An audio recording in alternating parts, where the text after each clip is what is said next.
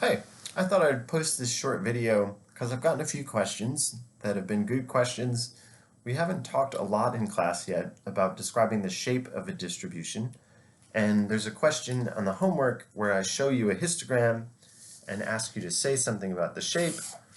And so one point I want to make, we'll talk about it more going forward, but this way you have something before your homework is due. If you're looking at a distribution in a histogram, it means you're going to have those bars going up. The number of bars is not important. The number of bars that you have in an area is determined by how wide each category is. We call it the bin width. So if you have 3 bars that are all kind of up there, that doesn't mean 3 peaks. That looks like 1 peak. It's showing that there's a lot of observations in this range of values for this variable.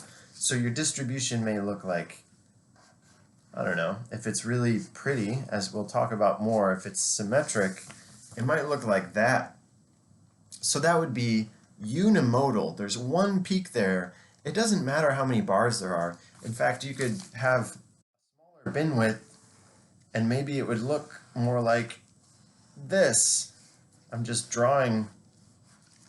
So there's more of those little bars.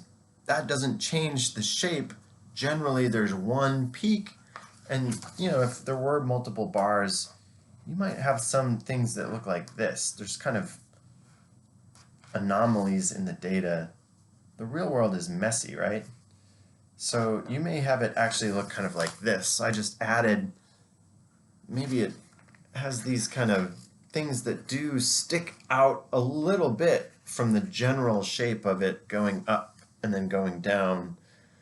You would still say this is unimodal.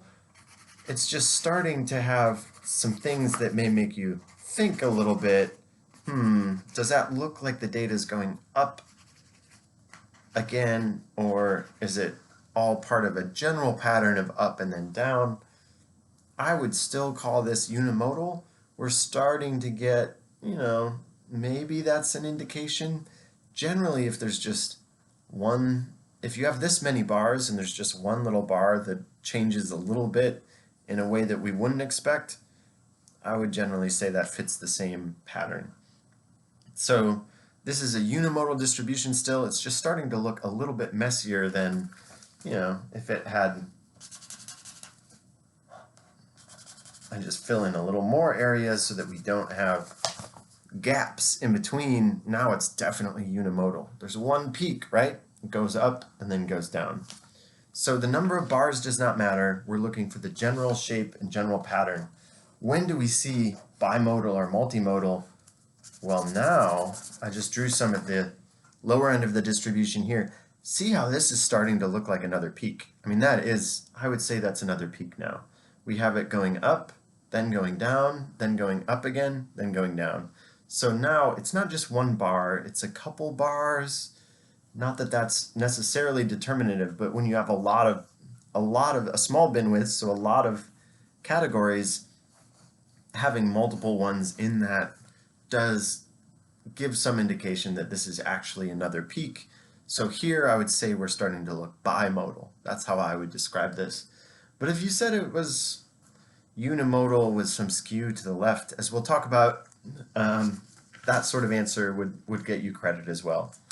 So the big takeaway, the number of bins, the number of bars that you see going up doesn't determine how many peaks there are. The peak is the general shape of what's going on. And so here it goes up, it goes down, it goes up, it goes down. This looks like it has 2 peaks. This would be bimodal. If we took away that part, it doesn't matter how many bars are right up here. It just matters that they all it goes up and then it goes down. General pattern. So that's how we think about shapes of distributions.